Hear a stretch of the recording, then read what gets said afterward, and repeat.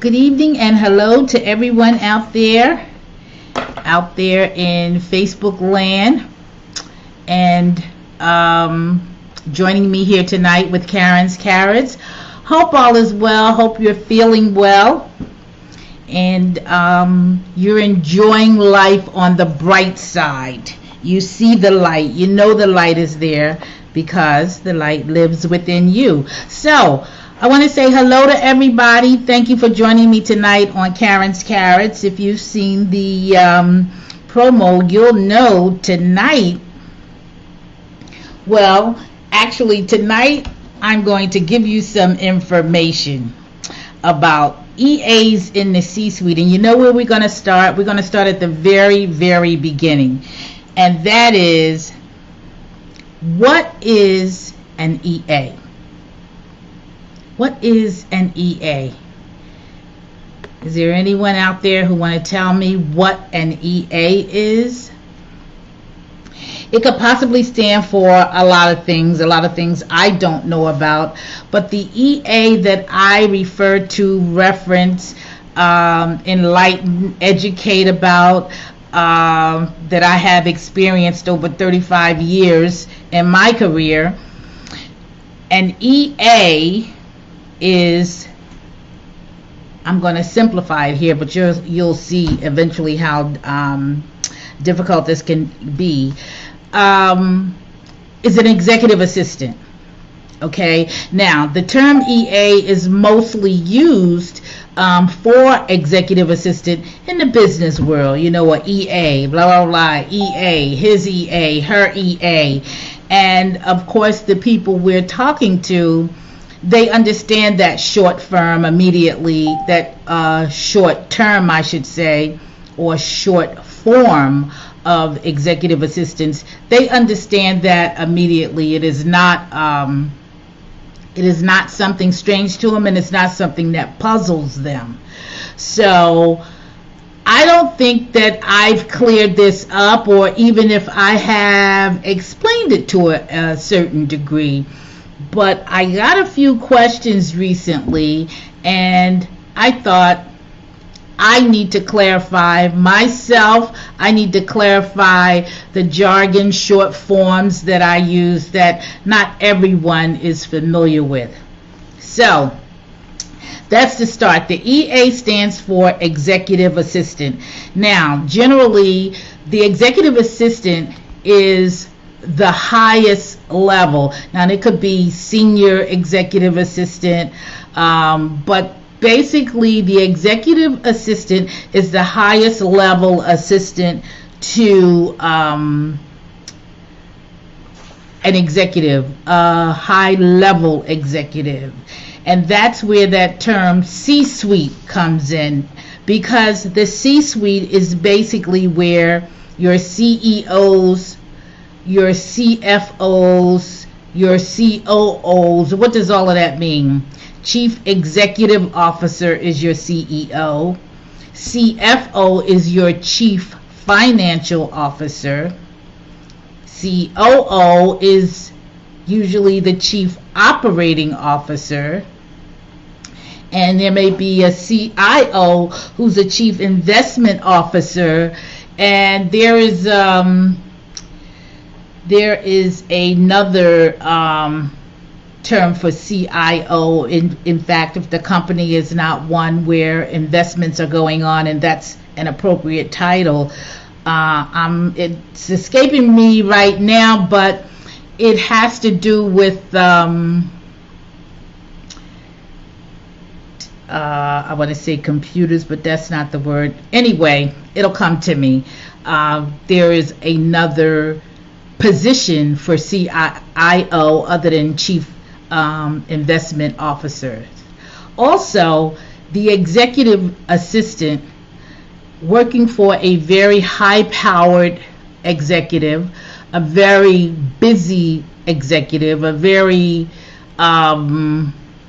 I guess high-powered will encompass everything I'm thinking of. That EA may have administrative assistants working for them, him or her, okay? Because that CEO, for instance, may be involved in so much, he may or she may travel so much, for instance, that there's a administrative assistant just dedicated to their travel. There may be an administrative assistant just dedicated to special events that he or she are involved in. But naturally, that's on a much larger scale with a much more active and involved, powerful CEO. But just basically, EA is an executive assistant. Now, I found this very, very interesting. There are various definitions, descriptions of this position. I'm going to read some of them to you. A person employed to assist high-level manager or professional with correspondence, appointments, and administrative tasks. All true. Executive assistants are often trusted to handle confidential, sensitive issues across the business. That's true. Executive assistant duties include the same duties performed by administrative assistants: making, accepting phone calls, sending memos, emails, letters on behalf of the executive, receiving visitors, handling, scheduling, and more. I wanted to read all of those things to you because they're all true, while some of them may involve more or less of a particular activity than others. But I want you to keep these descriptions in mind, okay? Executive assistants should be resourceful, collaborative, adaptable, and able to think on their feet. Now, let's just stop there. What training, what education, what experience do you think would bring an executive assistant to a position where they bring that resourcefulness with them? They're collaborative, adaptable. Different things happen throughout the day. They're able to go with the flow, adjust, be flexible, and able to think on their feet. And that is because they may interact with everyone from clients to vendors. They should have excellent verbal and written communication skills. It must convey what you consider essential skills and traits. Now, I took the time to read that because, as I said, the descriptions vary, from place to place, time to time, depending on who, is authoring the description and or who is hiring and describing exactly what they want in a person to fill that role. I also wanted to give you an indication of what that position encompasses that is not necessarily known, is not necessarily information freely shared other than in the organization where it fits. And I say not freely shared because from the outside looking in, you hear that expression, glorified secretary. That's more or less how their being executive assistants are perceived. Not that they're not appreciated, not that they aren't recognized on some level of the of what they bring to the table, but it's just generally a whitewash, if you will, of what it is they do, because that perception is keeping appointments, making travel arrangements, the schedule is thus and so, meeting guests, showing them to the conference room. Those are the kinds of things that generally run through, I think, for the most part, people's mind, until you get to know them. And even when you get to know them, and what do I mean by that? Okay, that executive assistant is very well known in her firm, in her execs network, because she's dealt with a lot. She's, as you hear that expression, gatekeeper, and I'm saying she, but it could be a he. But for the most part, that EA is dealing with the public, the vendors, the partners. She's bringing, those individuals together. They're interacting with him or her before they get to the executive. That EA is determining whether a meeting should be pushed up, pushed back, taken off the schedule. And essentially, nowhere did you hear me read that the executive assistant he is the ears and eyes for his executive. And why is that? That's because the executive can't be everywhere at all times, and everyone knows to get to the executive, if you don't get to the executive direct or you're unable to make a direct connection, that EA is always there to make it happen right away, if need be. But the ability to discern the importance of bringing that exec with the individual who's trying to meet with them, or getting information that can lead that individual somewhere else, that's where that communication, that clear communication is necessary. And not only is it necessary, since you are representing the executive, then you need to really be representing the executive succinctly. You are representing their views and or position accurately. That is what keeps your integrity and keep your executive on the page they want to be on, because you are in sync. You support the mission, you know their style, their philosophy, their belief. Something as simple as never make a breakfast meeting, because they're always doing X in the morning. It could be taking their children to school. So, Karren, never make an appointment for me before 7 a.m. So you make sure that always happens exactly the way that your exec prefer. Okay, so to some of you, these things may sound, the run of the mill, the norm. But there is a lot of thinking. There is a lot of the ability to discern. There is a lot of wisdom needed, yes, because the exec really trusts that executive assistant to take care of those things. Now let's flip to the executive assistant.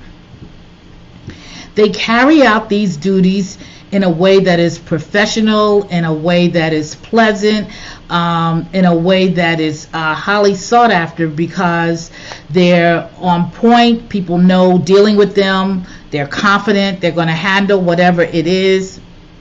No problem. I think I told you once about a situation where every year one of the execs that come to one of our conferences, where everyone wants to come and the hotel rooms book out, they book really fast. I knew he always wanted a room for he and his wife, and he wanted a room for his nanny and his kids. And I always made sure, even before I talked to him, I set aside those rooms. Extremely appreciative. And yes, it got to the point where, it wasn't even a second thought. He'd come at the end of the day, oh, I forgot to book my room, blah, blah, blah. I got it. No problem. And those are the kinds of things that are second nature, if you will, to that EA. So, I always say, if you visit my website, easintheCsuite.com, I talk about EA, transforming EAs to the strategic partners that they are. Because you may not see it from the outside. or you may see it and just, don't acknowledge it, recognize it, or have anything to say about it. But that EA, and we didn't hear this in the description, really walks on water. Some of the execs will admit that. But yet, a lot of EAs feel invisible. And why is that?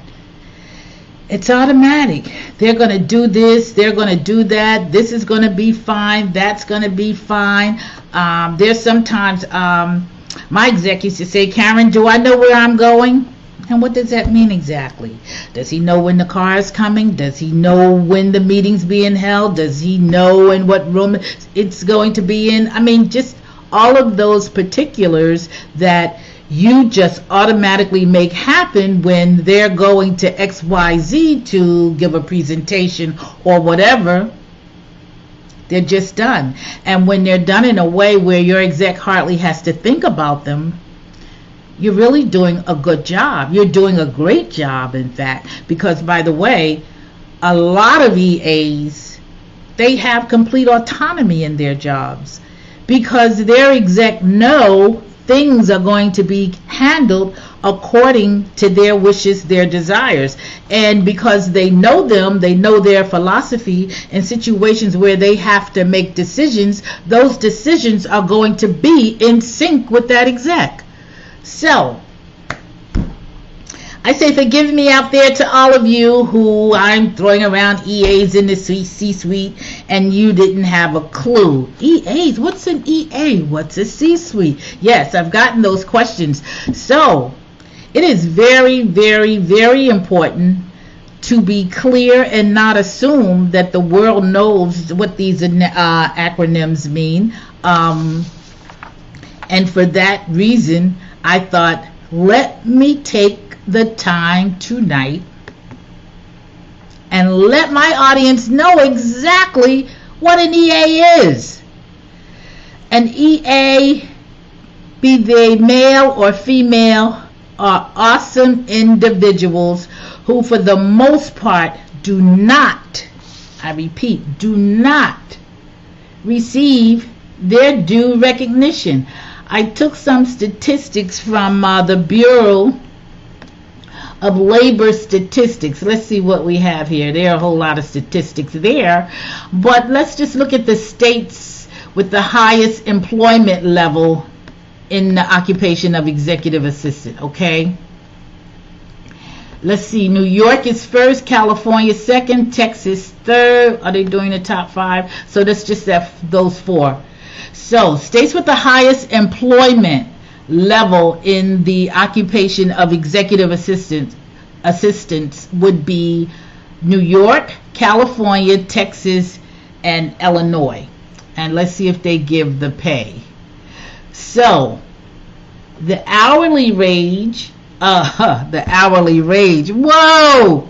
Okay, the hourly wage in those 4 states, starting with New York, $34.63 an hour, or $72,000 a year, a little over $72,000 a year. In California, that hourly wage would be $34.42, or an annual wage of $71,500. And in Texas, $28.57 hourly wage, annual wage $59,400, and in Illinois $28.21 hourly wage and $58,600 for the annual salary. Now, there is no indication here of the level of experience, so that's what they have, and they don't indicate number of years experience. In terms of the EA advancing, if you will, some companies have begun to recognize their EA as a strategic partner and have that as their title. Others may have chief of staff and have that as their title, because they not only have management responsibilities, event planning responsibilities, they also may have HR responsibilities to produce all kinds of reports. And while I itemize those things, it's because the amount of work in terms of upper level skill that is required to perform some of these duties, I think for the most part a lot of people just sort of gloss over. The scheduling, the expense report, the scheduling, the travel, that kind of thing, setting up meetings. That's pretty much what runs through some people's mind when they think of an executive assistant. They don't necessarily think of HR responsibilities or office management or event planning or attending meetings on behalf of, but these are all things an executive assistant may be responsible for to the top level executive in their firm or company. So if anyone have any questions or want to add something, hi Judith, how are you? It's my AP, she is always here with me. But yes, I thought that I would share that information, and if you have any other questions about EAs, about exactly what it is they're doing, what they're responsible for, I'd love to hear it. You can share it with me. And I'd like you also to know that the different responsibilities that I've outlined that you typically don't see, or if you see them, they're not responsibilities that you automatically think of when you think of an executive assistant. I hope that helps basically enlighten you about the importance of that position and what that individual brings to that position. Okay, a lot more than scheduling and making travel arrangements and doing expense reports. Okay, so if you visit my website, easinthecsuite.com, the courses I offer have a lot to do with emotional intelligence and basically up-leveling your soft skills, because that is really what is required to team building, to having good relationships with your execs network, to feel comfortable in those kinds of environments representing your exec. So that is why my training, my course, my coaching, if you will, is centered around this particular position on this particular level, and the importance of being self-aware in this capacity, the importance of basically up-leveling your soft skills. So I invite you to visit my website, easinthecsuite.com. There's also a list of courses that you can look at, decide what's best for you. Additionally, we also consult with small business owners, and we do that because often they're looking for an executive assistant too, and with a small business owner we can help them basically evaluate the best fit for them in terms of experience, in terms of the responsibilities or tasks they may have for the individual. Are they better suited for virtual? Are they comfortable with that? Or, in the office kind of situation? Could they work part-time with an EA, or do they need the EA full-time? We basically will examine their workload and what they have outlined for an assistant to support them with, and help them make a determination that's best for their situation. So I wanted to share that with you tonight so that everyone now who sees EAs in the C-suite, they know that's a high-level assistant who provides support to a CEO and or other C-level officers in the company or executives in the company. But if you want to know more about this, just, give me a call or send me an email. That's fine. I respond to all emails, and I appreciate you. I appreciate you joining me here on Thursdays at 7 p.m. And if I can assist you in any way, I'm here to do that. You can please go to my website, EA's in the C-Suite, and sign up for your complimentary call. And we will respond and see if we're a good fit to work together. So I thank you all for this Thursday. EA's in the C-Suite will stay so long until next Thursday. And you all have a wonderful evening and continue to enjoy this beautiful weather and life. It's a beautiful thing. So long for now.